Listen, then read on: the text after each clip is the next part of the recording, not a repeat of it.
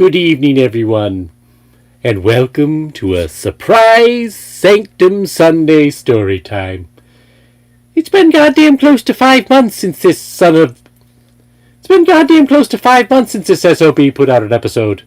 But he's got me here spinning a record. Yes, I threw on the Crocs and Jody got out of the Ojibbo and we're putting a record on here for you. So, sit back, enjoy, and listen to the tales from the planet of the apes. Jody, start the record. What are you doing, man? Mountain of the Delphi. It is the year 3885. Two astronauts, Pete Burke and Alan Verdon, traveling through a time warp in space, find themselves stranded on a strange and hostile planet, where apes are the hunters and humans the hunted. Over here, Pete, quick! Phew, that was close. Where's Galen? Right behind you. I'm no more anxious to be caught by General Urkel's gorillas than you are. If there's anything he hates more than a human, it's an ape who is friendly to humans. Hey, listen. They're going away. I don't get it. I don't either. They had us trapped. With them in front and this mountain at our backs, we didn't have a chance. What do you think, Galen? Why did they leave? I'm not sure, unless... Unless what? Unless we have entered one of the forbidden zones. Forbidden zone? Out of a mixture of fear and superstition, our Minister of Science has designated certain areas of the country off-limits to all apes. Well, that's kind of strange, because your Dr. Zaius doesn't strike me as being the kind to fall for a lot of superstitious bunk. Quite right. His major concern is to keep apes from learning that there may have been human civilizations in ancient times equal or perhaps even superior to our own, thus upsetting the theory that apes evolved from a lower species of primates, the humans. How come you don't go along with him? I've seen evidence in archaeological research that such civilizations did indeed exist. Because I have tried to make that fact known, I have been denounced as a heretic, and now I'm a fugitive along with you. Lucky thing for us, too. We wouldn't be alive today if it weren't for you. Hey, this sure is a forbidding-looking place. That mountain rising up out of nowhere, casting its shadow over the valley below. Where are we, Galen? I can only guess, but I'd say that... What's that noise? Sounds like...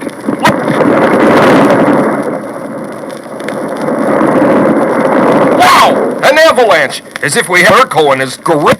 What do you mean? Look up there. Yes, just what I thought. But I never thought I'd have the good luck to see living specimens. What are you talking about? Those humans! They could be the missing link between civilized apes and primeval humans. Oh, I'm sorry, I meant no offense. Okay. So what else do you know about them? They are called the Delphi, and this is the very mysterious Mountain of the Delphi. Mountain of the Delphi?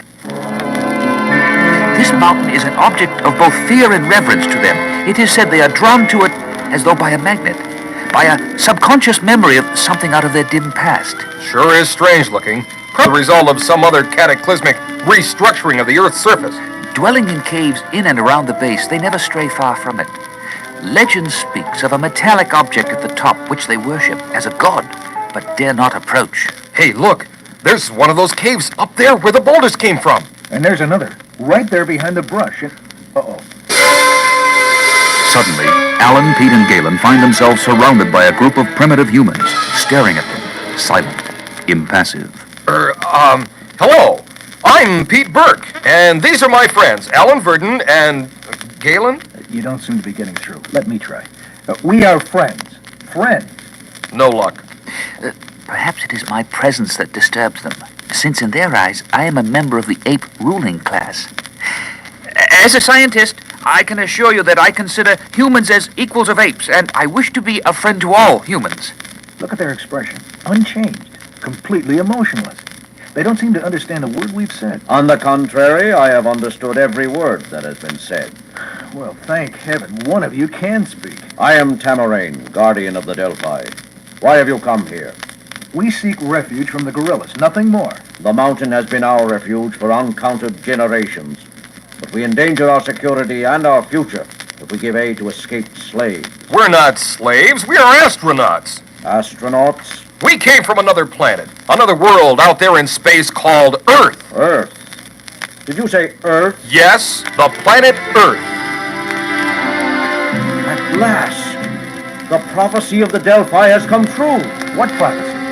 It is written that the survival of civilization is in the hands of men of Earth, and that one day they will descend from the skies to lead us to the land of promise, where all living things dwell together in unending peace and harmony. Amazing how that concept in one form or another appears in the tradition of so many and varied civilizations. Even among the apes? Even among the apes. Though in our book of life, it is an ape who will lead the way.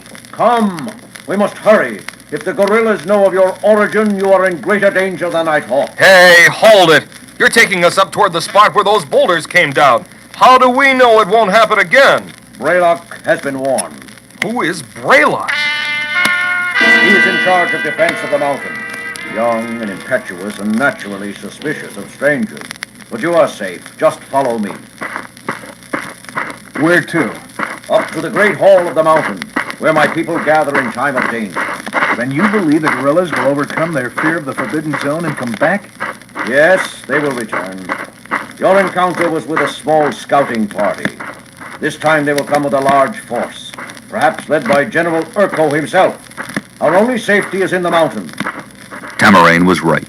At that moment, General Urko was meeting with his captains and Dr. Zayas. You have heard the report of my scouts, Dr. Zayas. Burke and Burton and the renegade Galen have taken refuge in or near the mountain of the Delphi. They must be captured at all costs, and the Delphi destroyed as a warning to the rest of the humans. For once, General, I am in complete agreement with you. As long as they were isolated, we could tolerate the Delphi existence. Now that this isolation has been broken, the contagion of that place could spread throughout the land and destroy us all. The guerrillas under my command are as brave as any, General Urko, but their fear of that mountain is great. General Urko, I will follow you to the death, but I can... Superstitious fools, I will lead the attack myself. We move out now! Follow me! In the meantime, Tamarain and the three fugitives approached the cave entrance leading to the... Wow! 200 feet of sheer cliff behind us, straight down! Yeah, nothing. With enough food and guns, this place could be held indefinitely. Come, we have no time to lose. Entering the cave single file, they walked through a long, twisting tunnel. Rounding one last corner, they stopped suddenly and gazed in amazement at the sight before them. It's like a cathedral. No wonder they call it the Great Hall. And look there, relics of an ancient civilization. A veritable treasure house of archaeological significance. Look here, Pete. Steel rails and some cobblestone. And that thing's sticking up like a stalagmite. It's a steeple, the top of an old church. Are you thinking what I'm thinking? Way ahead of you. This mountain stands where once a great city stood. And the Delphi, this handful of primitive humans, must be the descendants of the people of that city. Clinging to the mountain like a security blanket. Look, Tamarine's getting up in that pulpit. He's going to speak. Hear me, my people. This day have come among us three strangers, as foretold in the Book of Wonders. Amen. This day is for us a day of glory, a day of deliverance. Amen. The people, they're not mutes. They're answering Tamarain like a congregation in a church. As it is written in the ancient scrolls of the Delphi, when in the course of human events, it becomes necessary. Good It becomes Lord. necessary. Those words.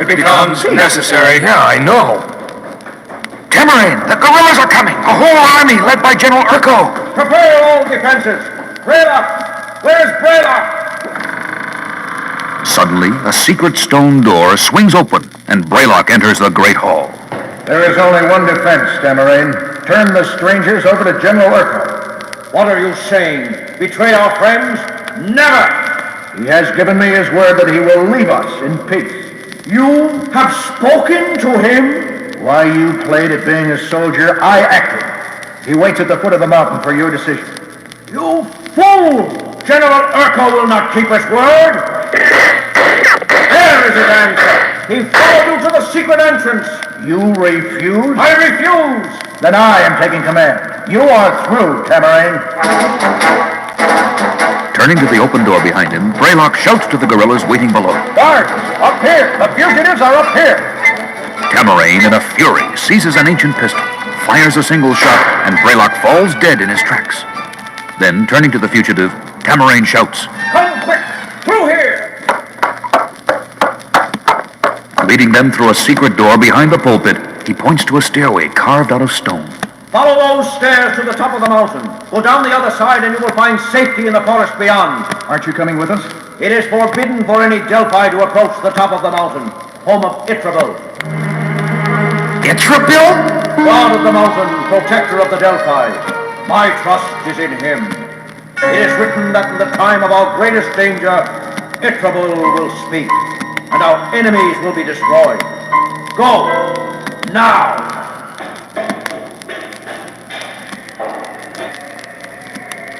Emerging into the light at the top of the mountain, the three friends peer cautiously over the edge. Far below, Urko, flushed with a sense of victory, shouts to his officers. Destroy the Delphi to the last man, woman, and child! But I want those fugitives alive! Nice guy. Pete, Alan, look! What is it? Over here. That metal gleaming in the sun. It must be... Uh-oh, they've spotted us. Let's get out of here. Down the other side. Wait a minute. It's a huge, ancient bell. I'd estimate its weight at about 2,000 pounds with a rim diameter of about 12 feet. Some kind of inscription around the rim. Can't quite make it out. Looks like... What's that? The mountain is shaking. All that gunfire. Yeah, must have set off an earthquake or something. If we don't move fast... Pete, I got it. It says... For heaven's sakes, Alan!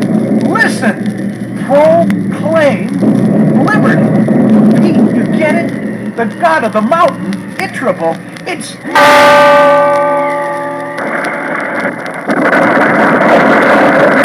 Alan, quick! Down here! With the mountain crumbling away almost beneath their feet, they race down the side, reaching the safety of the forest just as the proud home of the Delphi, with a final convulsive roar, dissolves into a massive heap of rubble, buried beneath a towering cloud of dust. Good Lord! Are you sure we didn't just dream there was a mountain there a few minutes ago? If it was a dream, then it was one dream that will never die. You speak in riddles. All I know is that the ruins of an ancient city, the richest archaeological treasures I've ever seen, may be lost for all time. And all I know is that a great man and his people died there today, never knowing that the voice of their god of the mountain, silent for over 2,000 years, was in fact the voice of the Liberty Bell of ancient Philadelphia.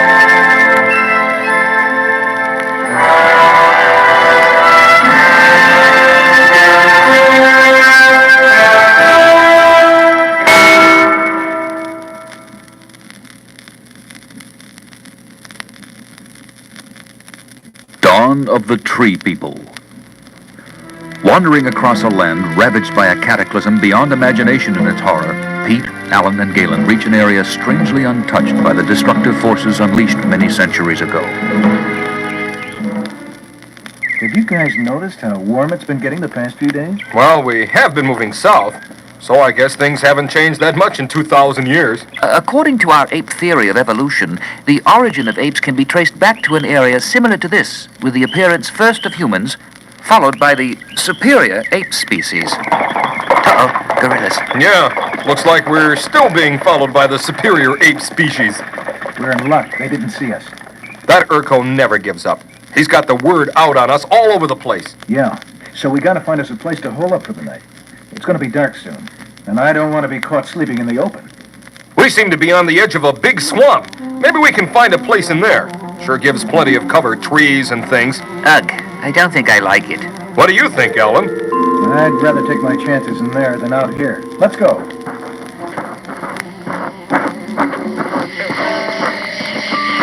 Making their way carefully through underbrush and mud, the three friends suddenly come to a small clearing. Look over there on the other side. The ground looks a little higher and drier. And plenty of trees. It's only about 50 yards across. Let's go. I still don't like it. Suddenly, a few yards from their objective, Hey, Pete, I'm stuck. No, don't come any closer. Quicksand. Give me your hand. Quick! bracing himself to pull his companion free, Pete's feet suddenly sink, and he too is caught in the treacherous terrain.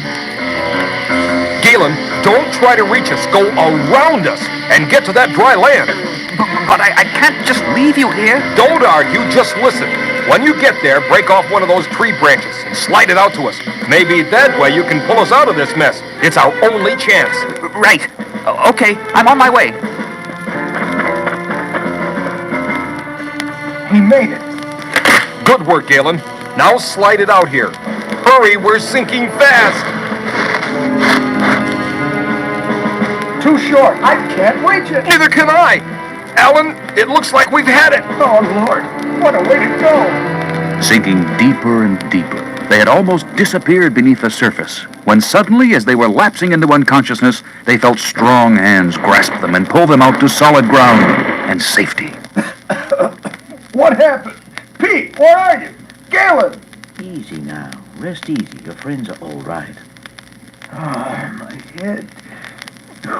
Who are you? I am Magnum, leader of the tree people. We're safe, Alan.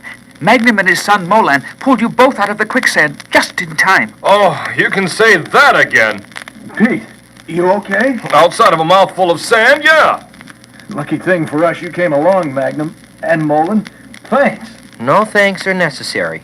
If you feel strong enough to move, follow us. You'll stay in our village for the night. It's not safe here. Moving with a sure-footed instinct of born woodsmen, Magnum and his son lead the group along a moss-covered path through a morass of lush vegetation, mangrove thickets, and snake-infested waters. And just as night falls, Lights ahead. Is that a welcome sight? Here we are. I must say, any place is better than where we've been. This is our village, our home. Village? Home? All I see is a big clearing in the woods. Lit up by torches. But no people and no houses. Look up. Well, what do you know? Treehouses. Guess I've seen everything. A land where apes live on the ground and humans live in trees. Driven by fear of the gorillas, my ancestors took refuge here, where the gorillas do not dare enter. I can't say that I blame them. And they built their homes in the trees to be safe from the many creatures that roam in the night. But I'd like you to meet our people, and then we'll find you a tree house for the night. Me?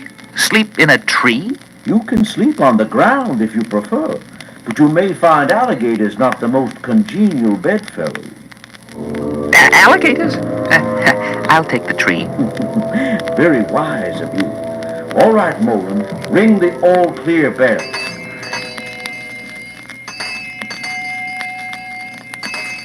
as though by magic, the village comes alive with people descending from their houses by ladder. Suddenly, a beautiful young girl emerges from the rest and runs toward them. Molan, I was worried about you. What happened? We got a message from our guards that some humans had entered our territory and were walking straight toward the quicksand. We had to move fast to save them. This is I'm Pete Burke, and this is Alan Verdon. Hi. And this is... An ape! Don't be afraid.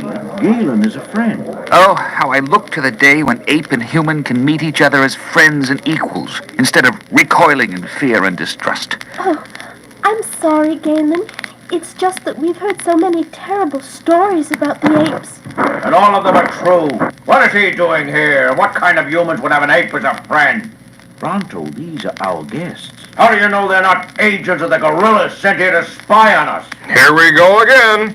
If you and your people weren't so isolated, you would have known that Pete, Galen, and I are #1 on General Urko's enemy list. And his gorillas have been chasing us from one corner of the country to the other. Enough! Molan, see that our guests are made comfortable for the night in the empty lodge next to ours. In the morning we shall settle this matter once and for all. What does that mean? You got me. They'll just have to wait and see. Climbing the ladder to the empty guest house, the three friends settle down for a much-needed night's sleep. Awakening at daybreak, they find the house well stocked with food. Not bad. Not bad at all. Very good, if you ask me. Good food, porch with a view, best hotel I've checked into in a long time. Hotel? What's that? Well, it's a... Listen, sounds like the old school bell. Council meeting! Council meeting! All must attend! Council meeting! I guess all includes us. Yeah, I got a feeling it especially includes us. Let's go down, see what's going on. This meeting has been called to settle a matter of grave importance. As you know, 3 strangers are here, fugitives from the Apes. And I say they're spies for the Apes. You will have your turn to speak, Bronto, before the council makes its decision. No council decisions. No wasting of time. I demand trial by the king. Quiet! Quiet! It is the right of any citizen in a case involving village security to demand trial by the king instead of trial by council. Trial? What's all this about trial? I think we're going to find out right now. Pete Burke, Alan Burden, and Galen. In accordance with the custom of our people, one of you must accept the challenge of Bronto. Challenge to do what? One of you must fight Bronto. He's big, but looks muscle-bound. I think I can take him. Armed only with short clubs, you will meet in the waters of King's Lagoon, and the king will decide who's the winner. Surely there must be some other way. Silence! You know the law. Who is this king? Look over there, the small pool. That is King's Lagoon. Yeah, but I don't see any. Watch, on the other side, when I throw this stone. Look at us. That is the king. And he's the third man in the ring? Some referee. I'm taking this one. I did some alligator wrestling in the old days in Florida, if you remember. And I think I can handle our muscle-bound friend. Okay, I'm your man, Bronto. Let's go down and get this over. Ready? Ready. Ready. Begin. As the 2 men fight savagely at the water's edge, a pair of beady eyes just above the surface of the lagoon can be seen approaching from the other side, gliding silently toward them.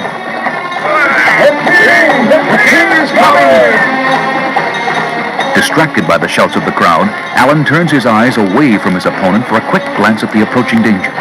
But in that brief moment, Bronto strikes home with a vicious blow. And Alan falls, momentarily stunned. Alan! Alan! I'm not going to stand here and let that alligator... You stay where you are. God, don't let him near the wall. Look, Pete, he's up. He's all right. Fighting back. Oh, now Bronto's down. He's heading straight for Bronto. He has made his decision. But as the alligator moves in for the kill, Alan leaps on his back, wrestles him over, and with one hand free, he jams his club upright between the monster's jaws, to the complete amazement of the whole village. With the creature thrashing about in impotent fury, his great jaws locked open, Alan pulls the unconscious Bronto out to safety. Good going, Alan! You okay? Yeah, I'm okay. Burden, you had no right to interfere with the king's decision. According to the law of our people... You call that law?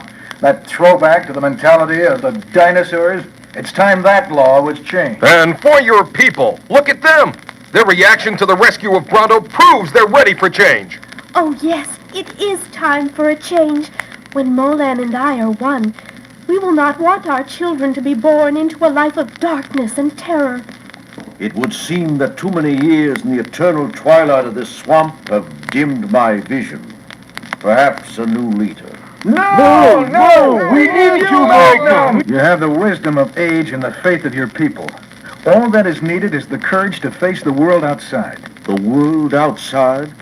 You suggest that we abandon our homes and risk our lives out there? Things are changing out there. Urko and his gorillas are only one segment of the ape community. There are others. More all the time who favor a closer, peaceful relationship with humans, like that of Pete and Alan and me. They are right, Father. We have traded our right to live in the sun for a false security in the stagnation of this swamp. To grow, we need the sun. Ah, the wisdom and courage of youth.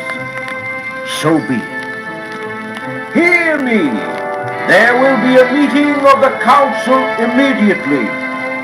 Burke, Galen, Verdon, will you join us? Wouldn't miss it for the world. Delighted. How could we pass up the chance to see something as beautiful as a sunrise, the new dawn of the tree?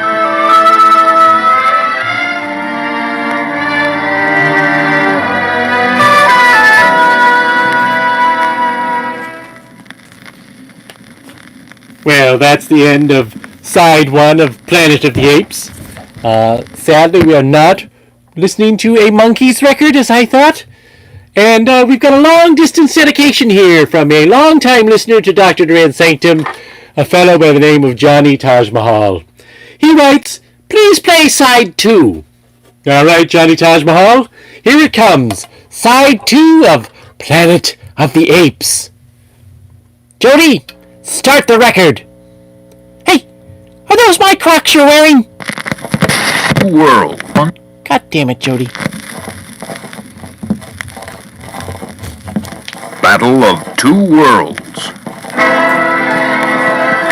In the strange and hostile world that was once their home, the two astronauts have found one true friend, Galen. We should be there in a few minutes now. Look, Galen, are you sure we won't meet up with another of those friendly reception committees that seem to be waiting for us wherever we go? This is one place where we will be safe. I don't blame you for being bitter, but don't judge all apes by the actions of the Urkos among us. Look, there it is. Looks peaceful enough. I like to think this village points the way to the world of tomorrow. A place where artist and artisan, thinker and worker, apes and humans, all harmony with each other and nature. You'll see with sensitivity. Her work is filled with things. She is also prefect of the village. Prefect? A female? I thought that would surprise you. Well, here we are. But where is everybody? That is strange. I noticed that no one was working in the field, but I thought perhaps it was lunchtime. Here, I'll knock on this door. No answer. Well, let's look around some more.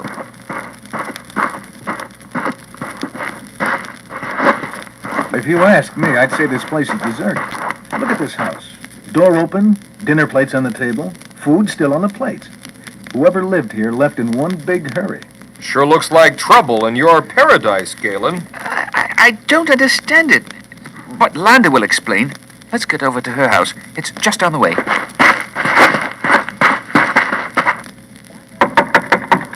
Landa? No answer. Try the door.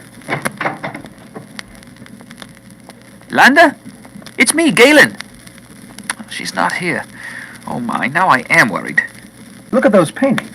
Pete, Galen wasn't exaggerating. She is good. Yep. Who would ever dream an ape could create work of this caliber? Something terrible must have happened. Landa would never leave her house like this. Oh. What was that? Came from up in that loft or attic, whatever they call it. Come on, up the ladder. Landa, it's me, Galen. Oh. Where am I? Galen. Oh, Galen, I'm so glad you're here. Are you all right? Yes, I think so. Who are they? Friends of mine. Pete Burke and Alan Verdon. You have nothing to fear. What happened? The whole village deserted? You hiding up here? It was terrible. They came out of the sky. Out of the sky? What do you mean? A huge airship landed in the field at the edge of the village. An airship? Can you describe it? Here, I'll make a rough sketch. It was about 30 feet in diameter and about 10 feet high. Looks like one of those experimental spacecraft we were fooling around with in the late 70s. Yeah. Go on, Landa. A large door in the side of the ship swung open and down, like this, reaching the ground. Like our naval landing craft in the old days. And two huge armored vehicles rolled down, followed by some humans on foot, carrying guns. Humans! Their leader was very efficient. Spartans escaped. They killed all those working in the field. No wonder we didn't see anyone there on our way in. I formed a committee representing those of us still alive in the village and tried to negotiate an end to the killing. Negotiate? You have nothing to negotiate with. But we are just a peaceful community and no possible threat to you. You and your village are no... Some here are humans, just like yourself. Obviously an inferior breed, quite as expendable as the gorillas, chimpanzees, and orangutans that make up the so-called rulers of this planet. You know about our political structure. 1 week in orbit and reconnaissance was enough to give us all the information we need to take possession. Take possession with only 30 men? With our superior armament, mobility, and intelligence, 30 men is enough.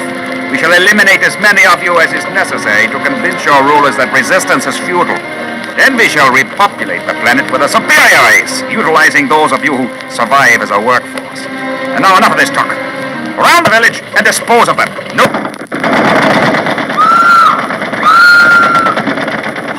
Horrible. But how did you escape? Somehow, in all the confusion, I slipped away into the woods.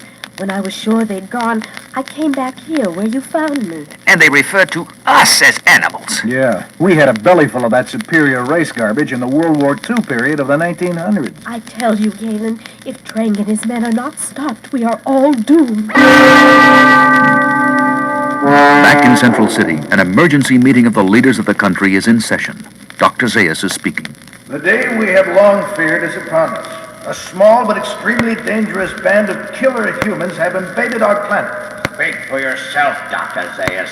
You and your intellectual friends may fear these invaders, but I fear no one. Nobody questions your courage, General Urko, but the situation is critical and calls for careful study and planning. There is no time for that. Just give the word, and my army will move to the attack within the hour.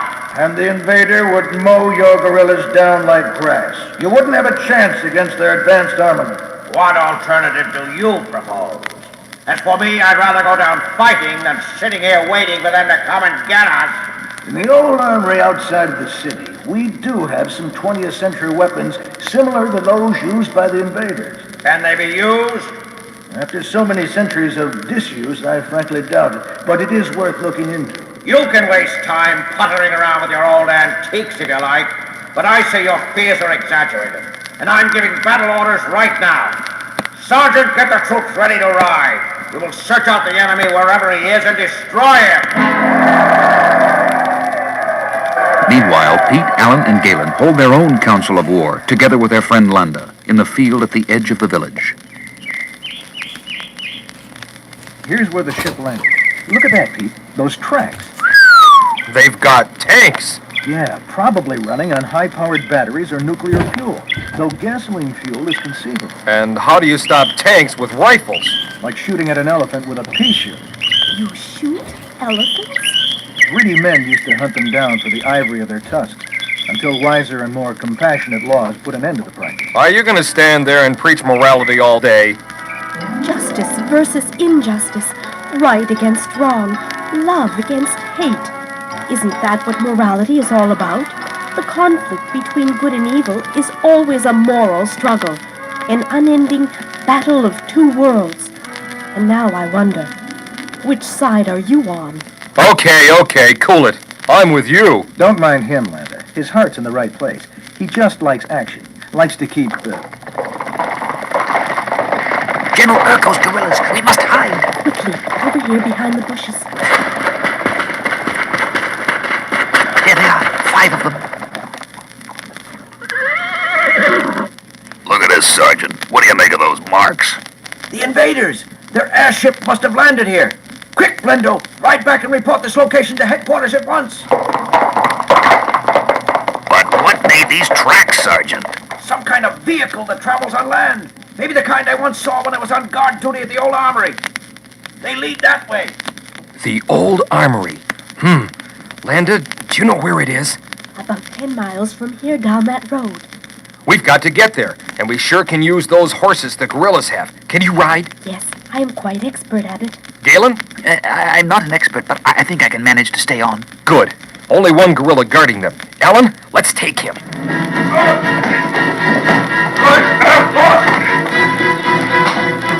takes care of him. And the others haven't seen us yet. Mount up and let's go.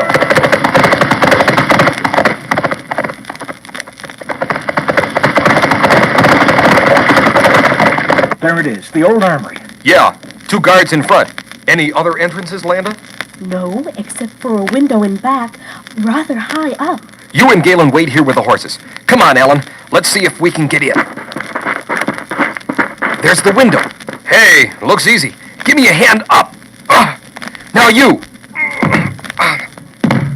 Phew, this place is huge. Yeah. Hey, look there.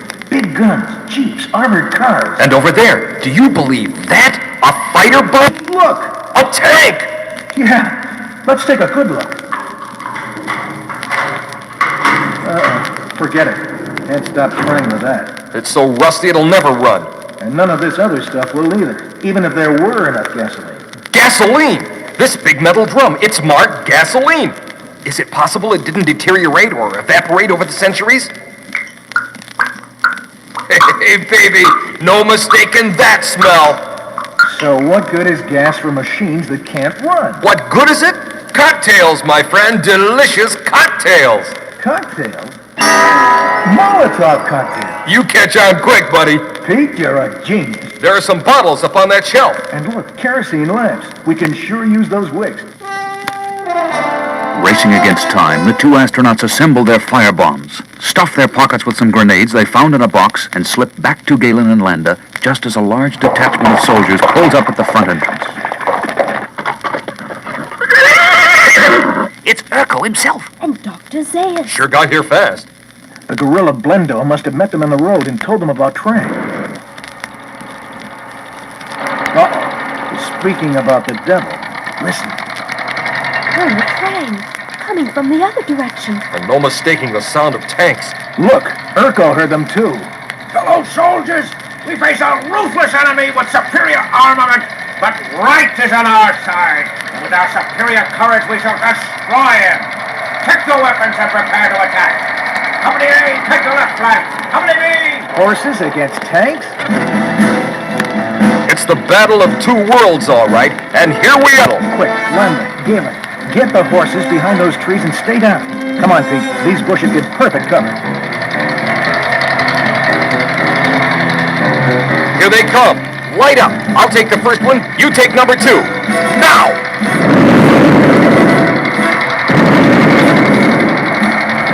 The firebombs stopped the tanks in their tracks, and as the men inside try to get out of the disabled monsters, they are met with a shower of hand grenades tossed by the 2 astronauts, before the eyes of the astonished gorillas approaching on horseback.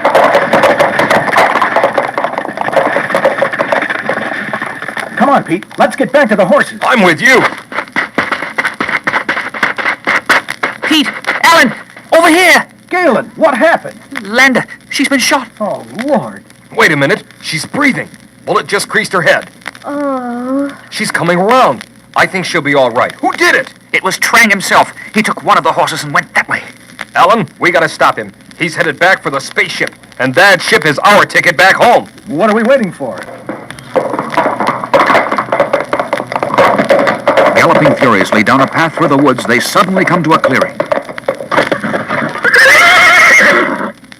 There it is. And it's a spaceship, all right. A beauty. Listen, the motor's running.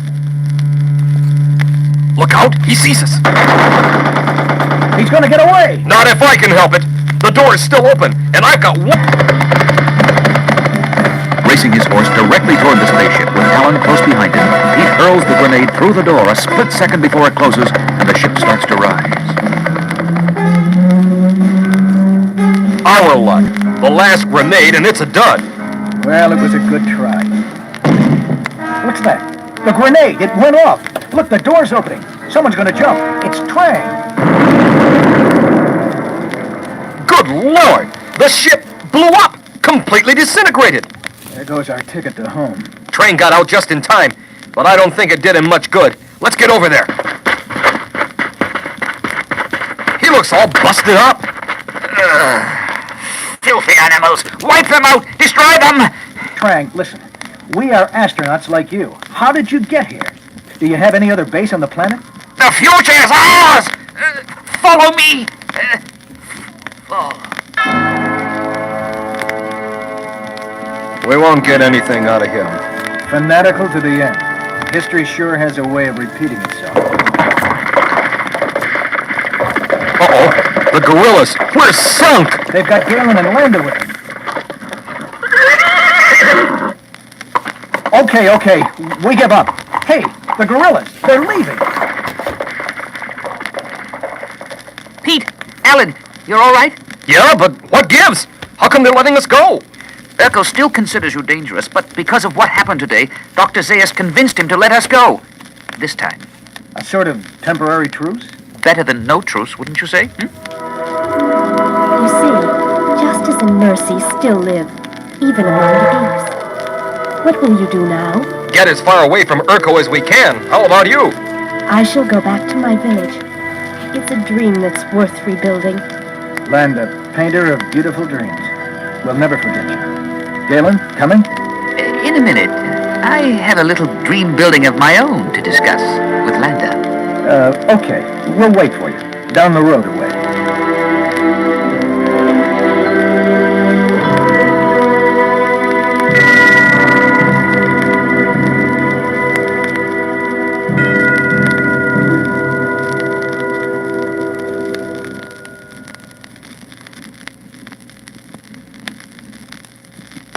Volcano.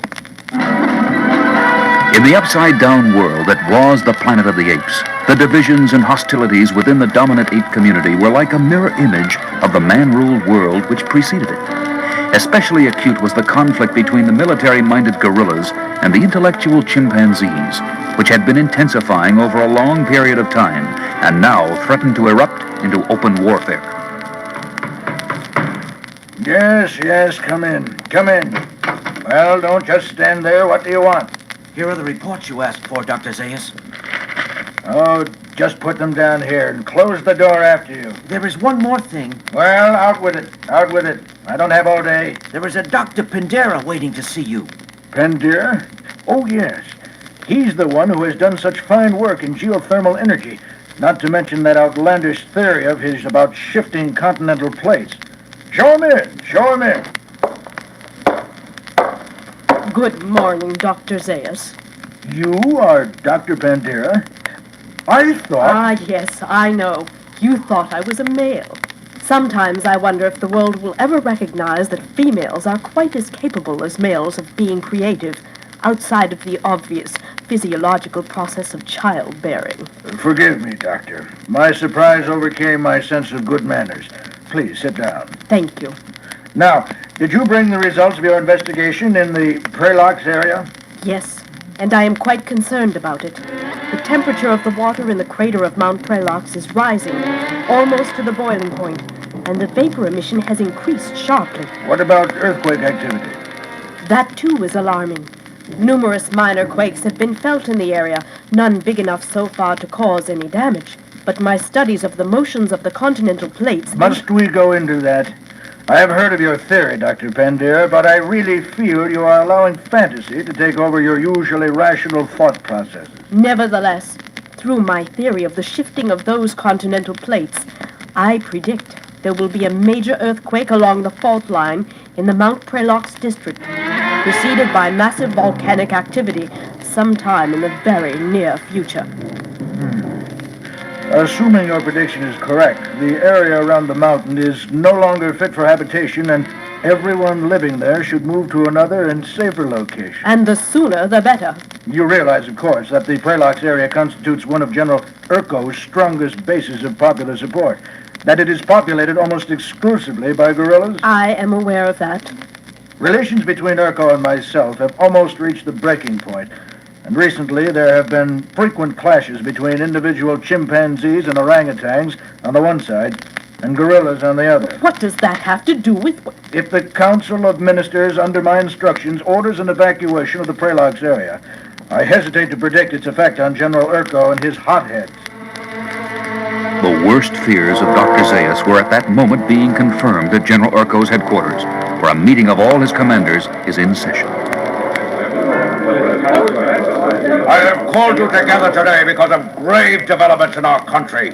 For too long now, we have put up with the stupidity and insolence of those emasculated, effete intellectuals in Central City. They have coddled the humans, allowed our defenses to be weakened, and now are beginning to openly discriminate against us. I have received word that they oppose threat of earthquakes or volcanoes or some such nonsense. No! It's a trick to split the gorillas. Divide and conquer. I am from Prelax, and my people are not afraid of a few rumbles of the earth and harmless columns of steam, which we have seen for years. We will not be stampeded by some chicken-hearted chimps in Central City. Well said, Captain Soma. But the issue has gone beyond all this. The issue now is, who is to rule the nation? Those witch doctors with their mumbo-jumbo pronouncements taken from dusty old books? Or the great gorilla people, you and I, the true protectors of law and order? Urko! You will proceed at once to... Unaware of the growing feud among the apes, the three fugitives, Pete, Alan, and Galen, stand on a low hill overlooking the only village in the Prelax area inhabited by humans. If I didn't know better, I'd swear we were near old Yellowstone Park. Yeah, those geysers around here sure remind me of Old Faithful. But we're nowhere near the Rockies. Rockies? Old Faithful? Yellowstone? I never heard of them. What are they? Well, hey, look, something's going on down there. The villagers have gathered around that chimp on the horse, and they look pretty excited. Let's move down closer. Maybe we can hear what it's all about. This is our home, all we have in the world. How can we leave it? And how do you know the danger is so great? We've seen smoke from the mountain many times before, and nothing ever happened. The order to evacuate comes from Dr. Zaius himself. Although Mount Prelax has been inactive for centuries, the scientists say it will erupt at any moment now, destroying everything for miles around. Your lives are in danger. Uh-oh, gorillas. Kill them. Don't listen to that lying chimp. It's just a trick to cheat you out of your possessions. And I order you to stay in your homes. Guards, shoot him. Shoot that chimp. Those dirty... And the same thing will happen to any human who disobeys my order. From now on, the gorillas and the gorillas alone are running this country.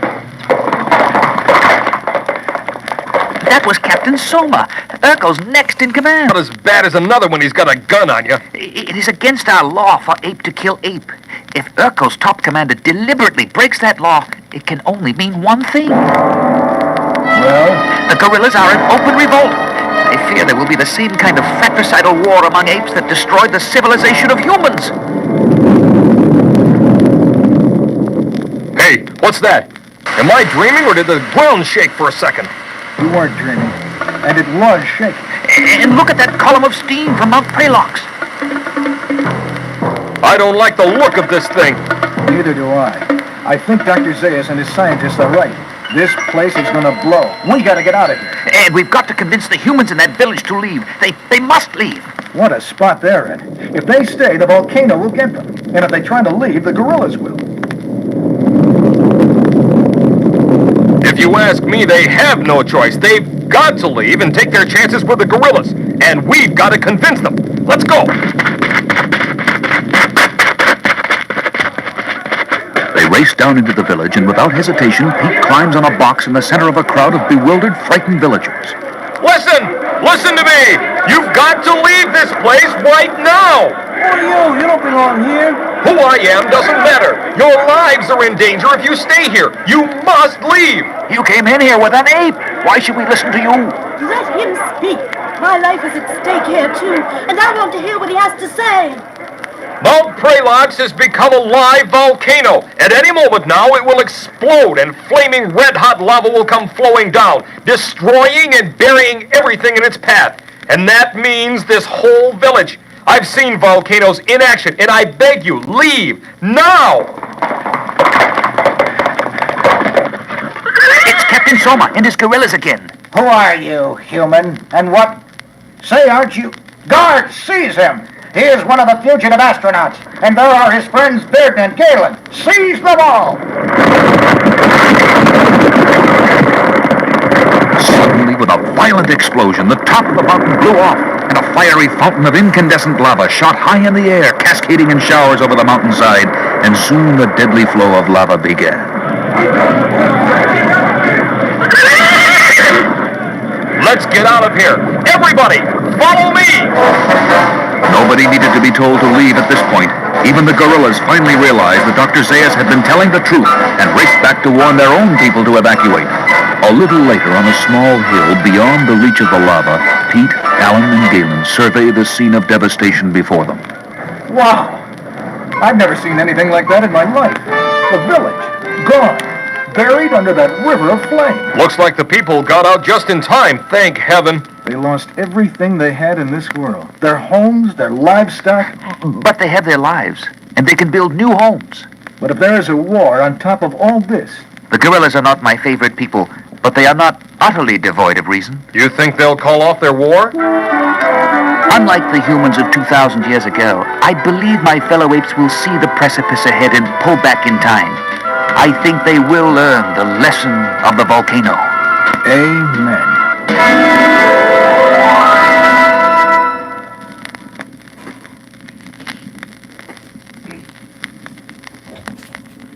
Amen indeed. Well, shall we keep this party going and spin another Apes record? This one is going to be adaptations of all the Apes films. Now, there are book and record sets, as Big Head Han has pointed out, but I can't really show those on this one here, so we'll just do the LP.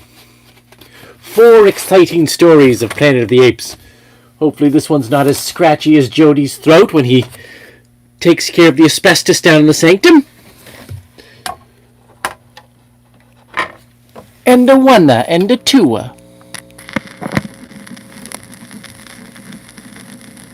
Planet of the Apes.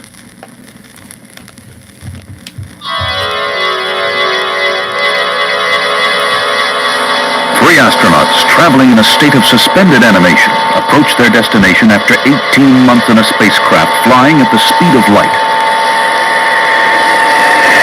only to make an unprogrammed splashdown into a vast, foreboding lift. What went wrong? I don't know. She went under before I could listen to the tapes. Be thankful that this air isn't as poisonous as it looks.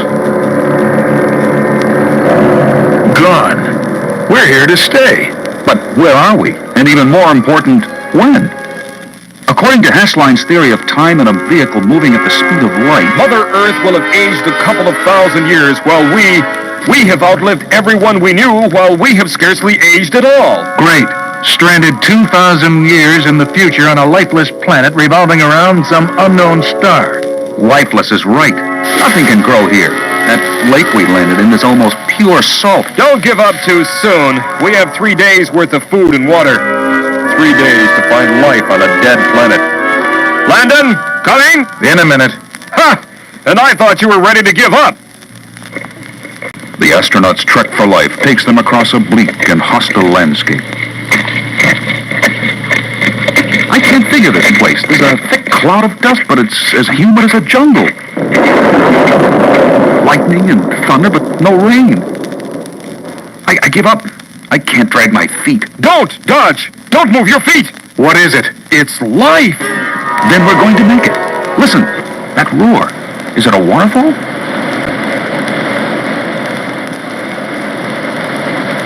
That is beautiful! Don't drink till I test it. It's okay. Let me at it. Hold it! Company! So much for our dead planet theory. Hello! That's the old charm, Taylor. Who or what were they? That footprint looks human. Maybe you guys didn't notice, but that pretty one looked very human. Hey, not bad for a 2,000-year-old man. Here's their trail. They looked like primitive men. I think we've found a Stone Age culture. You know, I think we could become big shots on this planet. A rifle shot. In the Stone Age? The primitive fugitives are being hunted down by guerrillas on horseback. Suddenly, the spectators become part of the hunt. Look out! They're after us, too! Dodge! Ah! Landon! This is madness! Seeing Dodge shot dead and Landon trampled, Taylor makes a desperate run for freedom, only to find himself facing one of the ground guerrillas who have been flushing out the terrified primitives. In a blind rage, Taylor seizes the long stick from the surprised hunter, and the beater finds himself being beaten. This is for Dodge, and this is for Landon, and... A rifle clacks, and Taylor feels fire at his throat. A really vicious beast. All the more reason to wipe them all out. But I'm sure the animal psychologist will want to save this one for experiments. After a long period of blackness, Taylor's mind swims back to consciousness. He finds himself strapped down, and dimly he realizes he is receiving blood. Then he passes out again. This is the one with the strange clothes? Yes, Dr. Zira. He's lost a lot of blood. I don't know why we're bothering to save him. Filthy humans. Taylor wakes for good to discover he is living his nightmare. He is caged like an animal in an animal hospital. Good morning, Bright Eyes. You interest me, Bright Eyes. Oh, I won't hurt you. I'm an animal psychologist. But how can I explain that to you? I'm convinced that humans have great intelligence. If only you had the gift of speech. Taylor stares in amazement at the talking chimp. He tries to answer, but his throat wound has robbed him of speech. Now it is Zira's turn to stare in amazement at the dumb human who seems to be mouthing words. Bright Eyes, are you imitating my mouth movements? In frustration, Taylor suddenly grabs the psychologist's clipboard and pencil. Hey, give that back.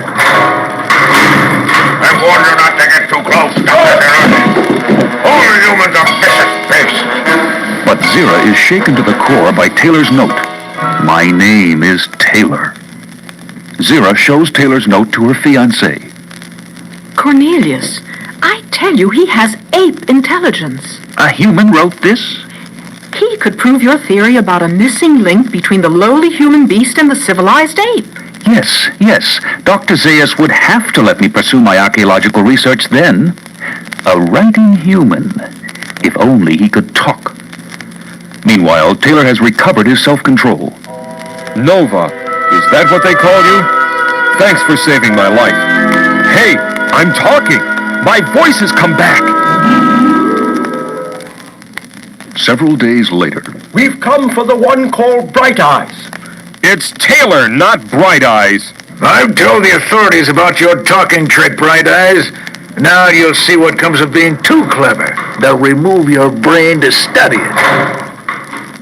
Suddenly, realizing his helplessness, Taylor struggles vainly. He's strong for a human. I caught him, but Dr. Zaius wants him in an inquiry. In collar and leash, Taylor is led through the door of a forbidding inquiry room. Dr. Zira, I can talk. I heard about it, and Cornelius and I arranged this inquiry to try to save your life. The inquiry is a fiasco. In vain does Taylor try to tell his story. We came from outer space, from a distant planet called Earth. Nonsense. Dr. Cornelius, do you believe this preposterous nonsense? Not entirely, Dr. Zaius, but he does accurately describe the eastern desert region where I made my archaeological discoveries. Your discoveries were scientific heresy, and you have been forbidden to speak of them. I am a fair ape, Bright Eyes, but as Minister of Science I believe in proof. The companions you spoke of, could they confirm this wild tale? One is dead at your hands. The other, I don't know. Perhaps he was also captured. Very well.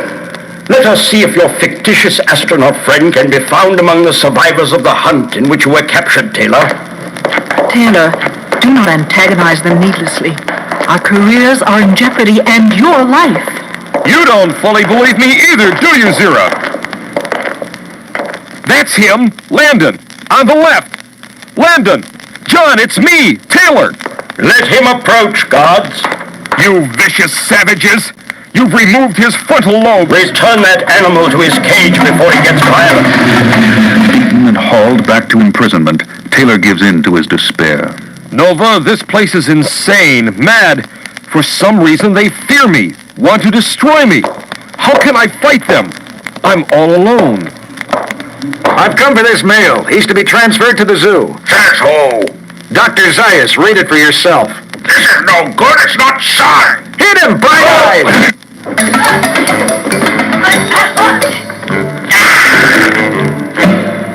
I'm Lucius, Ed Zera's nephew. We've arranged your escape. The girl! Under cover of darkness, Zera leads Taylor and Nova to a wagon. Be quiet, and we may manage this. All men look alike to most apes. We will meet Cornelius in the East Desert at his archaeological excavation.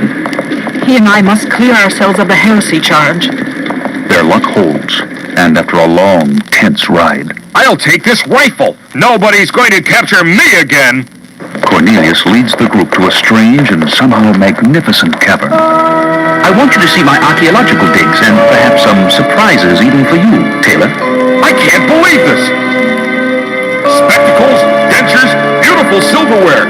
Cornelius, this represents a civilization more advanced than yours. I know. Therein lies the heresy. Our schools teach that the ape evolved from the animal human. Have they been teaching us lies? Necessary lies for the protection of our race and for which unfortunately you must all die. Dr. Zayas, in the interest of science... In the interest of survival, Dr. Cornelius, killer humans must be forever kept in their place. No more gobbledygook talk. At the speed of a cat, Taylor bounds to the cave entrance and pins Dr. Zayas. In the interest of our survival, Zayas, send back your guards or you perish. Taylor, you wouldn't... Of course he would. What are your terms, killer human? You're a fine one to speak of killing. I want freedom for the girl and myself, plus a good horse and a pardon for my friends. Granted. Dr. Zera, I'd like to kiss you goodbye. Of course, Bright Eyes. But I do wish you weren't so ugly. Am I safe in untying you, Dr. Zayas? I am an ape of my word, but you realize the cave must be sealed up.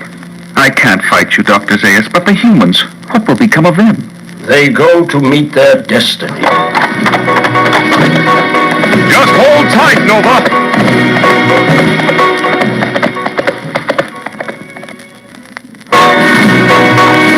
What's that up ahead?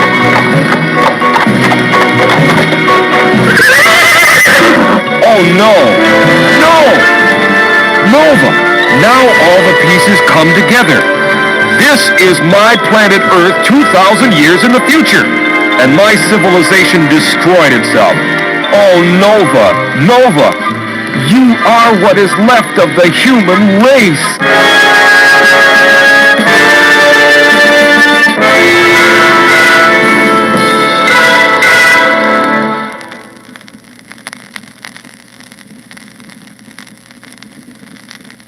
Beneath the planet of the apes. Man has always peered fearfully into the future, dreading the glimpse that will show him all his dreams turn to dust. Several thousand years into our future, this man, astronaut Taylor, has had his glimpse of nightmare. He clings to sanity, but only barely. So now I know. I've traveled through a time warp in space thousands of years into the future and back to my own planet. And now I know that sometime after I left, my people went the way of nuclear destruction. If only they could see their legacy. What's left of the world is topsy-turvy. Apes, talking apes, rule Earth. Humans are mute animals, like you, my lovely Nova. Where do we go from here? Back there are the apes thirsting for my blood. Ahead? What? Well, be it ever so humble. That was home, Nova, but it's certain that nobody's home now to welcome us. Fire! How? What's feeding it?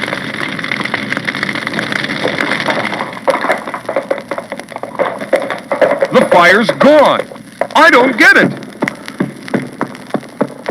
Either I've lost my mind or... But you saw it, Nova. And the horse. Let's try again.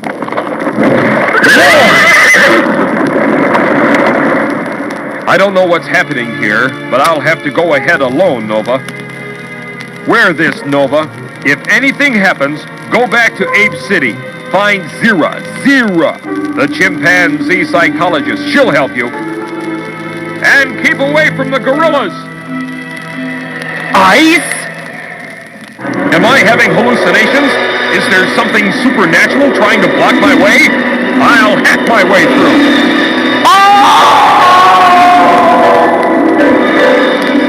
Gone.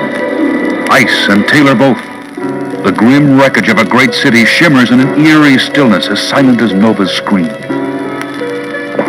Distraught and bewildered, Nova rides aimlessly toward a sight that will only confuse her more. Skipper, speak to me. It's Brent. Skipper, hang on. Where are we? I don't know. We were following Taylor's exact trajectory and probably duplicated his fate. I don't know where we are, but the smashed instruments tell us when. 3955 AD. You shouldn't joke at a time. A time? Skipper! What a fool's errand. Searching for a lost spaceship. Now there are two. Hello. Oh, no. I'm dreaming. None of this is true. You don't smash up a spaceship and step out to meet a beautiful ragamuffin out for a morning canter. I am friend. Brent. Do you understand? Oops. No sail. Wait. I look for Taylor. Taylor.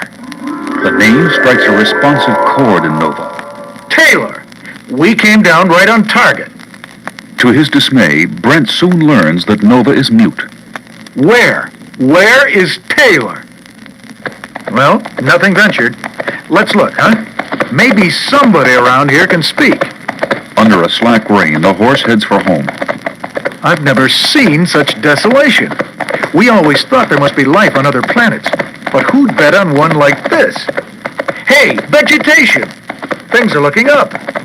Brent's voice reminds Nova of Taylor. She is almost peaceful, till her animal's sharp eyes spot something. Hey, what? General Ursus has called for a giant rally at the arena tonight. At last, action! Gorillas? In uniform? On horseback? And talking? Wow! They'll never believe this back home. As soon as it's dark, baby, we find that arena. I alone can lead you to victory over the unknown enemy that lurks in the forbidden zone. An enemy that threatens our very existence. Are they human? This threat to our ape civilization? If so, we shall wipe them out. Along with the humans now eating our food, crowding us off our precious land. Ursus, leave us! Ursus, leave us! It's like something from mankind's past, seen in an ape's nightmare. Let's get away from here while we can. Suddenly, Nova grabs Brent's arm and points at two chimpanzees slipping out of the arena. The gorillas have gone mad, Zira. Imagine civilized apes going to war. Not apes, Cornelius. Gorillas. They're not fit to be called apes. Oh, Nova. You've come back. Is that Taylor with you? No, I'm Brent. You know Taylor? Another talking human. Oh, we had great affection for Taylor. Zira saved him from death and worse, at the hands of... But never mind. You must leave immediately. The gorillas lost for war. They've been seeking a pretext, and now scouts have disappeared in the forbidden zone. No human will be safe. Probably no chimpanzees either. Go! Do not fall into their hands. Two chimpanzees disappear into the night. They're gone. Nova, I've never met a girl with such interesting friends. War! War! I can smell it. Hey, either you're beginning to understand or you have a keen nose. You know, back home, the trouble with most women was that they talk too much. Suddenly, the angry whine of a bullet. Gorillas. Starting now, I follow my chimpanzee's advice. Brent's skillful riding frustrates his pursuers. But as they race deep into the forbidden zone to the outskirts of a molten ruin, the glassy crust beneath them gives way. Stunned, Brent vaguely hears the disappearing clatter of his horse's hooves. He squints at a great underground cavern. Oh, no! Nova, do you realize... Taylor, You're telling me that he made the same discovery. This is Earth. My Earth. And mankind blew it. I wonder when. As if it makes any difference. Nova, is that light ahead? Is this an underground city or graveyard? Suddenly, weird, compelling organ music fills the square. Music. You hear it, Nova? Do you hear a voice, too? Come to the cathedral. The music is coming from there, but the voice is inside my head. Speaking in a whisper, Brent holds Nova to the shadows. They're praying. They're not making a sound, but I can hear their prayer. Oh, Lord, look what they're worshiping. An atomic bomb. Do you hear them? We reveal our inner selves to our Maker. The strange worshippers pull at their faces. Despite himself, a strangled cry escapes Brent as he sees the ghastly heritage of atomic radiation. The bomb is indeed their Maker. Immediately, Brent and Nova are surrounded by mutants and bombarded by telepathic questions. I'm from your past. I seek a man named Taylor. Please, cover your faces. Yes, I know Taylor. You mean he's alive? Temporarily? What do you mean? Brent? An incredible reunion. I haven't seen you for 2,000 years. Yes, I should have left a message. Meet me in the cathedral under the atom bomb. That's the Alpha Omega bomb, Brent. Do you know what that means? That's the Doomsday bomb, built as a deterrent to war back in the 1970s. Evidently, it didn't stop atomic warfare. But if that one had gone off, not even this much would have been left. A chain reaction would have destroyed even the planet itself. Exactly. That is precisely why we worship it, as an instrument of peace. You can speak. Of course, we usually bypass such primitive communication, but with primitives... Well, listen to this, primitive. Defuse that bomb. If the gorillas ever lay hands on it... Gorillas? Gorillas. Marching on this city right now. The guerrillas are indeed marching to the outskirts of the city, where they are stopped. A great wall of fire! Our enemy is mighty. Gorillas! How will they pass our wall of fire, our bottomless chasm, our precipice of ice? Illusions, all illusions! What if they're all too thick to be frightened off? Fate challenges us to achieve greatness! Amid the thunder of thousands of hooves, the guerrillas blindly follow their leader. General, the flames have no heat. Illusion! Our enemy hopes to appear from illusion! Then they are clever. Perhaps too clever for us. Nonsense! This means they are weak! And the guerrilla hordes ride over a chasm and through a precipice of ice. Your Excellence, guerrilla troops are streaming into our city! The bomb! Let me try to defuse it. You will stay where you are! The mutant chief projects paralyzing thought waves. My head! I can't move! The power of the bomb will preserve peace! Great doors burst open. Halt! Or face destruction! Another mighty illusion, puny human! Stop, both of you! Enough play! So be it! The bomb glows with deadly heat. In the hum of doom, Nova speaks her first and last word.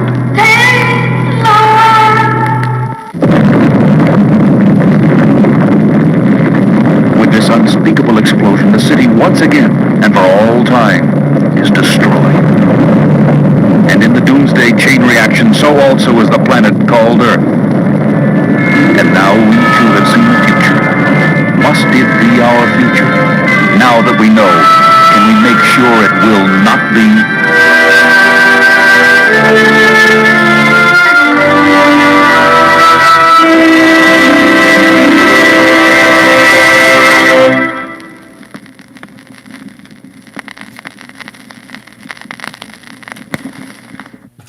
Well, that was a happy ending. Little kid sitting at home on a Saturday afternoon learning that the world dies in nuclear war. and the love of your life finally speaks your name.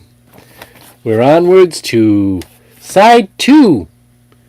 Escape from the planet of the apes and battle for the planet of the apes. They skipped conquest. It's way too violent for children, apparently.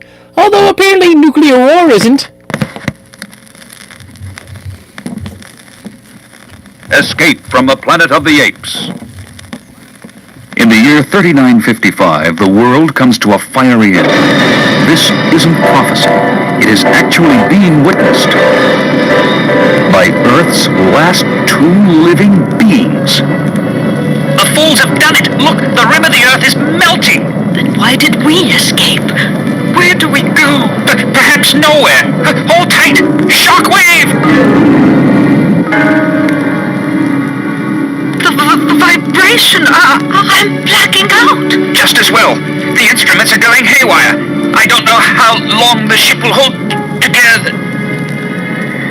Its occupants unconscious, the spaceship becomes a ball of fire as it enters a dense atmosphere and splashes down into a tranquil blue sea.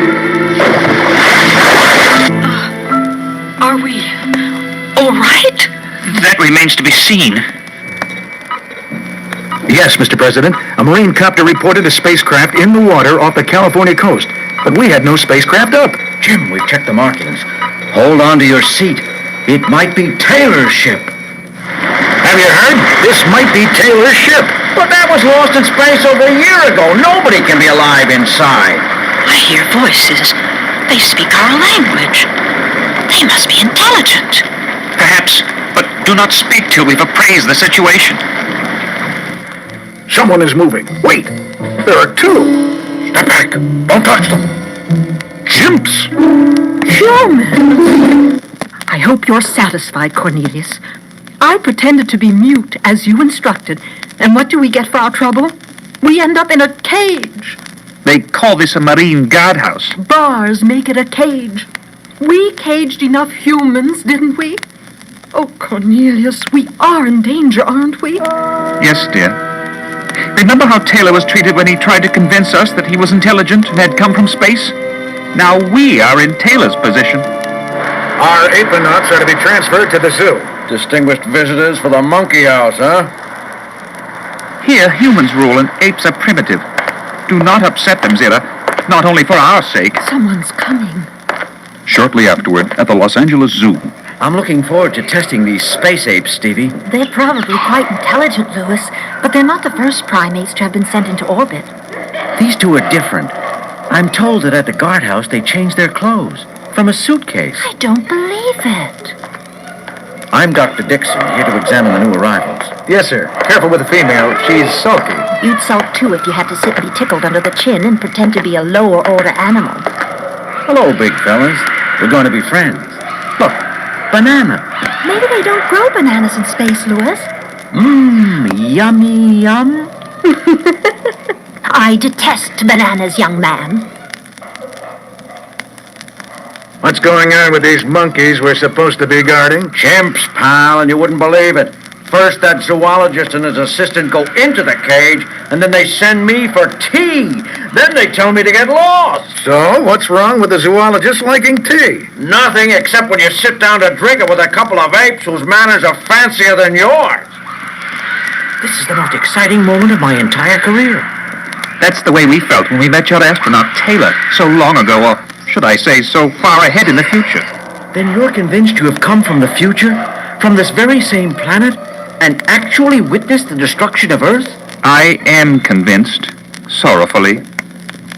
Very well, Dr. Hasline. You're my scientific advisor. Form an investigating committee if you think it necessary. it is necessary. The ship is Taylor's. The time meter read 3955 AD. The implications are staggering, Mr. President. Dr. Hessline is efficient. The usual red tape is cut, and in a very short time, Zira and Cornelius find themselves being whisked toward Los Angeles, Whee! What luxury! where they soon cause consternation amid a distinguished presidential committee. I cannot believe what I hear. You say you come from the future, and that in the future here on Earth, apes will rule, and men will be lower order animals? How can that happen? I'm not quite certain myself, sir, but when astronaut Taylor found his way to us through a time warp in space, he deduced that man had destroyed his civilization through nuclear war. Not many years from now, I would guess. Dr. Hasline, do you believe this nonsense? There is no other explanation, Senator. Coolly, Zira and Cornelius complete their testimony in the stunned silence of the great room. Evidently, civilized men, warlike men, had managed to survive your nuclear war. They lived beneath a molten city. When the guerrillas marched against them, much against our will, they destroyed the Earth. Our scientists had managed to make Taylor's ship operable. Poorly skilled as we were, we had to chance flying into space for safety, for the sake of... We were in space. We saw the explosion. We saw the rim of the Earth melt. You were magnificent. They will not let us live, Lewis. But perhaps our baby will. Perhaps fate has chosen to send 2 apes back through a time warp to warn us. Somehow man will make a fatal mistake and allow apes to take over. But we will not help that mistake to happen. These talking apes will be confined for life. I'm sending them to Camp 11, and their offspring will be taken away. Hasline's decision was cruel. Zira and Cornelius committed no crime. But Hasline feels their descendants will. No descendants, no crime. But at least they're safe and comfortable, and perhaps in time. Cornelius, my baby must not be born in imprisonment. I agree, Zira, dear. This door was designed to hold humans. Where do you think you're going, monkey? Don't touch her! I didn't hit him hard, but now, just as our people hunted Taylor, his people will hunt us. The chimps had escaped! They killed Turner! We've got to find them, Stevie, and we mustn't be seen. So much for a nice, quiet visit. I am sorry to slow us down. I would rather have the baby born right here than in there. Oh, Zira, it's all right. It's us, Stevie and Lewis. You'll be all right. There's time. We're taking you to a friend who has a circus. I've done veterinary work for... Oh, sorry. You forget. I was a veterinarian myself, for humans. You ask me to risk everything for 2 fugitive apes? I would be insulted if you asked anyone else. Between the tiger cage and the chimpanzees, how do you like your room? Lovely. You helped deliver our last baby, Stevie, and now you do it again. Say hello to Eloise and your goddaughter Salome. Hello, baby. Soon you'll have company. I just phoned in to say I was searching. Hasline is scouring the area. Is that... Our baby. A boy. May I suggest a name? In consideration of the worlds he must conquer, Caesar. Baby Caesar. And the St. Francis Medal, for good fortune. I never meant to hit the guard so hard. I didn't realize my strength. Perhaps Hasline is right. Maybe we can never live together. With understanding, we come to know one another's strength, and our own. Meanwhile, Hasline musters all his strength. They can't get out of the city limits. Now fine-comb every likely place for an ape to hide. Every zoo, every circus. Rotten luck. Lewis, we must hide them. Hashline's men are heading here. Where can they go? I know a place. In 2 weeks, I break camp and go to Florida. They will be safe there for life. Zia? Coming. I'm saying goodbye to Heloise. We have become such good friends. Beyond this abandoned shipyard is a small harbor I used to play in. There is a derelict ship you can hide in for 2 weeks. We'll come for you when it's safe. Then on to Florida. I hate this place. It smells of men and death. We won't need this again. If he had seen us, would I have had to kill again? If it weren't for the child, I don't think I could go on. But the child must live. He must. Yes, Cornelius. He must. You have papers for these chimps? Of course. The little one was the first baby chimp ever born in a circus in the Los Angeles area. Her name is Salome, and... It's clean. Let's go. I'm warning you, Dixon. Don't play games with me. If you know where those chimps are, I'll have your hide. Look what turned up, Dr. Hasline. Lewis, what happened? It sounds like they found Zira's suitcase. We've got to get out there. Move it. You'll never know how important this is. Get choppers out to the old McKinley shipyard. Surround the yard and the harbor.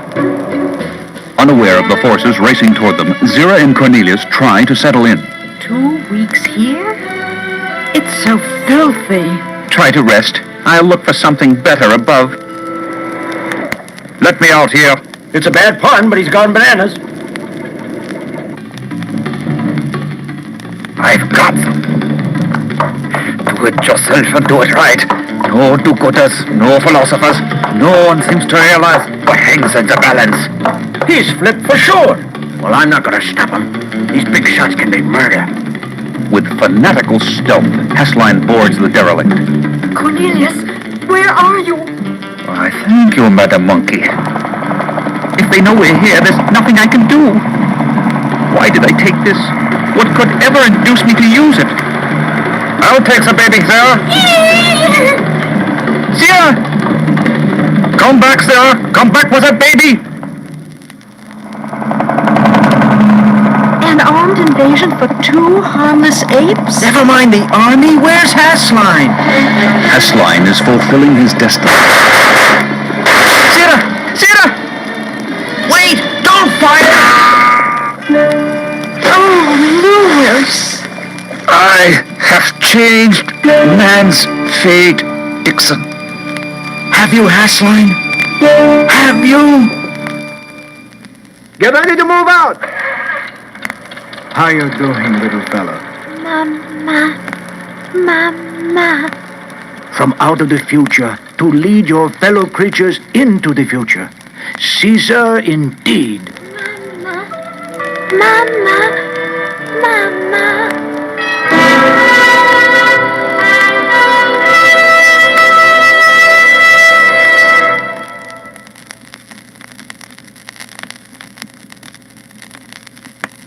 Battle for the planet of the apes. The year is 2670 AD. The place, North America. In a ceremonial setting, an ancient lawgiver begins to read. In the beginning, man and beast dwelt in peace. In time, evil men waged war both against their own kind and the apes, whom they placed in slavery. Then a leader appeared to deliver his fellow apes to freedom. Man, in the vilest of all wars, destroyed his own cities and his civilization. The leader lived through the Holocaust, along with a precious handful of survivors. He brought them out of the molten city to greener pastures, where ape and human could learn to live in harmony. His name was Caesar, and this is his story. Caesar, in a few short years, you have carved a paradise out of the wilderness. Paradise? That would mean happiness for all, would it not? McDonald has ape privileges, but there's no equality for us. Maybe you're not old enough to remember how humans used to treat the apes. I sense restlessness and discontent among the humans, and the gorillas have no liking for peace and order. Look out, Caesar! Hail, mighty Caesar! General Aldo may be riding for a fall. Before he causes Ape City to fall, I hope. Aldo and his followers do pose a problem. Ah, Lisa, dear. McDonald will be having lunch with us. He knows he is always welcome. Aldo misses the excitement of the old days when we were fighting for our freedom. But how does one control a 400-pound gorilla? You have the power. The gorillas are armed with swords. Your armory contains real weapons. No! No! You think the unthinkable. You know our primal commandment? Ape shall not kill ape. I know. Does Aldo? Forgive me, dear friend. The burdens of leadership are heavy. If only I could see what lies ahead. I've heard that my parents knew the future. Did you ever hear that? Your parents are half legend and half myth, Caesar. I've heard that they came from the future in a spaceship that passed through a time warp in space and landed in California back in 1973. And that men, civilized men, were so frightened by talking apes that they murdered them. Easy, Caesar. We've all paid for our folly. Again, forgive my emotions. I never really saw my parents. They were slain when I was a baby. You mean you never saw the videotapes of their interview after they landed? They were in the archives in the Forbidden City. McDonald! Could the tapes still exist? You can't be thinking of searching for them. You yourself declared it a forbidden city, Caesar. At dawn, 3 figures pass a guerrilla lookout post on the road out of Ape City. General Aldo, look. They're going toward Forbidden City. It's Caesar himself breaking Caesar's rule. I hope he never makes it back. Look at those guns. They make my mouth water. Caesar, when you move, you move. You commandeered weapons and a Geiger counter from the armory, and Professor Virgil from his classroom. And we're 2 days into the desert before my eyes are fully open. Virgil's students need a rest from his fancy theories. He teaches that time is a circle and eternity a straight line, and their brains turn to lead. What we need is practical knowledge of radiation and Geiger counters. The Geiger speaks to us all. We're getting close. From a rise, the traveler's gaze transfixed at a city crumpled and melted by an inferno into a glassy slag heap. War! Unbelievable and almost beautiful. If death is beautiful. Find your subterranean vault quickly, MacDonald. This radiation is deadly. Hurry, tell Cope. It's like a catacomb. But it's cleaner. We have time to look.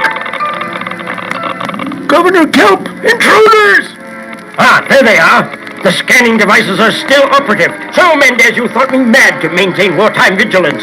3 lost strangers don't make a war. You don't recognize the chimp? That's Caesar, the leader of the blasted ape insurrection. He's come back to finish the job. But I'll finish him. Battle stations! Battle stations! Seize invaders in archive section! I think we found it. Is that my mother? You look like her. We saw the guerrillas' war from space. We saw a blinding white light. The Earth's surface began to melt. The date meter in our spaceship read 3950. Destruction of our planet. That is our future. How dare you theorize about eternity? That is only one future. Time is like a many-lane highway from the past to the future. A car in lane A may crash while a car in lane B travels on. It follows that you can switch lanes and survive. Find the correct lane, Caesar, and lead your civilization to safety. Switch lanes? That makes the burden of leadership unbearable. Surrender or die! Caesar explodes out of despair and into decisive action. Out the other way! Observe the difference between philosopher and born leader. The latter switches lanes by reflex. This way! Through here! They got away. How? They were too strong for us. They were healthy. Send out trackers. Find their headquarters. Mobilize for total war. An exhausting double-time race across the desert brings Caesar and his companions close to home. Caesar, you were magnificent. We've done nothing. Our real work lies ahead. Halt! Who goes there? You know who I am, fool. Be at the schoolhouse tomorrow morning for an emergency council meeting. Something tells me our chance may have come. Governor Cope, we have tracked the invaders to an ape city to the north. With surprise on our side, this is our chance. An army that would be pathetic, were it not for its deadly intent, sets out across the desert. At an emergency council meeting, Caesar sums up his disastrous trip. And so because the dead city turns out not to be dead, and because of the deranged condition of the survivors there, we must consider preparations for war. No! I regret this more than you, but we must plan. Planners, talkers, cowards. I welcome war, and I will not sit in council with a human. Perhaps I shouldn't be here. Nonsense, Aldo bluffs. I need you, MacDonald. I rely on you. I trust you. Through the long day and into the night, Caesar and his council draw up plans. We must erect barricades, stock food in the center of the city, create a militia, and most important, set up plans for the quick distribution of arms from the armory. While General Aldo sets his own plans in action. Group A, you know what to do. The rest of you, on to the armory. And Culp's army reaches the outskirts of Ape City. Look at that food. Why have we been scavenging all these years? Caesar! Aldo has looted the armory and has rounded up all the humans and imprisoned them in the stockade. He dared? While we worked through the night. Caesar, a strange army is encamped in the orchards. They have shot the guerrilla outpost. My faulty leadership. I underestimated Aldo's recklessness and Culp's madness. Barricade the street. Perhaps Aldo can hold the mutants long enough for us to organize. I must free my people. They'll be slaughtered penned up. What's this human piggy doing out of his pen? Idiots. What are you doing here with an enemy army at the city gates? You call those human runts an army? As soon as General Aldo finishes them off, he'll come for you. So don't get too comfy. No more humans in our new world. These rifles are great, General, but we haven't had any instructions. They're automatic. Even a dumb gorilla can... Here they come. Imagine sending monkeys to fight a man's war. The gorillas gallop into a semicircle of carnage. Now! Regroup! Follow me! Victory! They're coming! Get ready! Now, I want Caesar! Hope possesses the one major weapon of the battle, and it opens the city like a cannon. And this is Caesar! Remember this?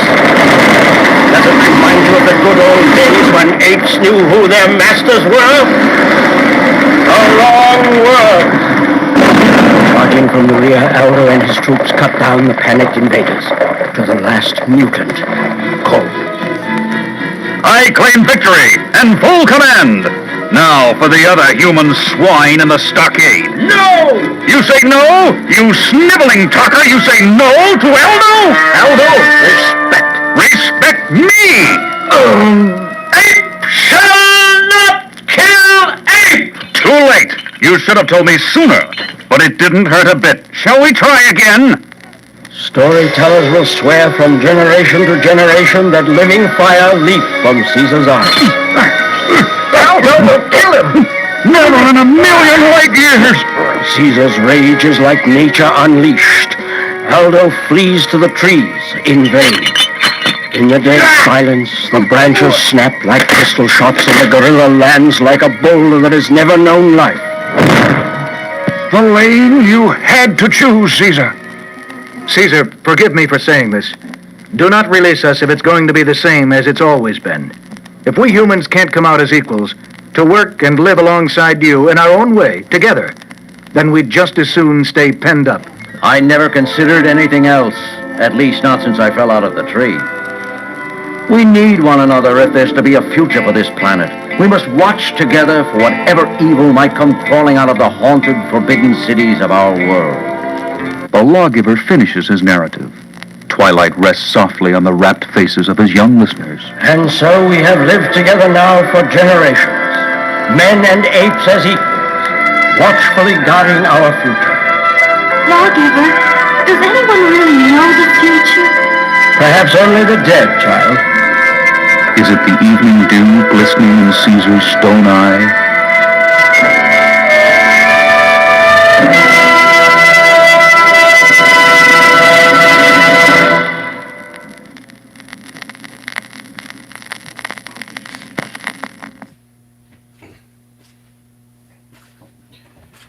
Well, Jody is dozed off in the Yojibo, snoring away, and Dr. Durant is tinkering away at editing his latest episode. So stay tuned. We're hoping to have a new episode out this week. Can't make you any promises. God knows what this man does with his time. I've just been sort of tinkering around here in the Sanctum, watching old sitcoms and eating saucy wings. But hopefully we'll have a new episode out just this week. And he tells me it's going to be apes related. So stay tuned for that. Thanks for joining us, everyone, this evening on this special Sanctum Sunday story time, which has now turned into a Sanctum Monday story time. Good night, all.